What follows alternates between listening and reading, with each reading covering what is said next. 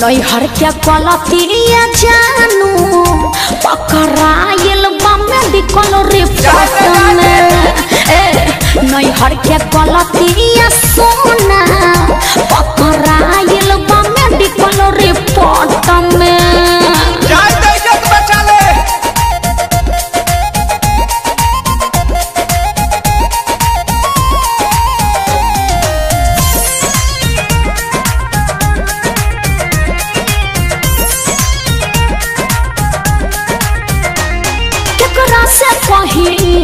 डर लागता ई सब झगड़ा के घर लागता।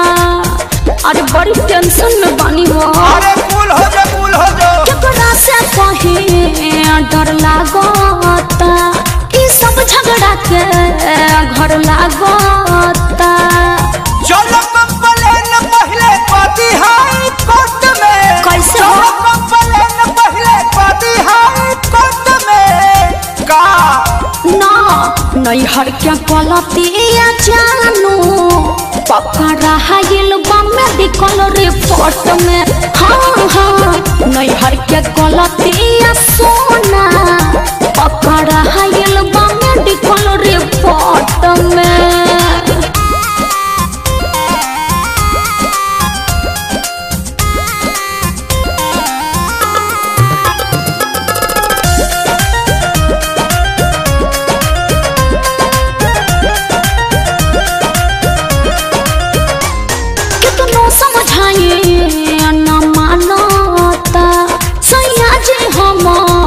सब जानता अरे का करी कुछ समझ में नहीं आवा।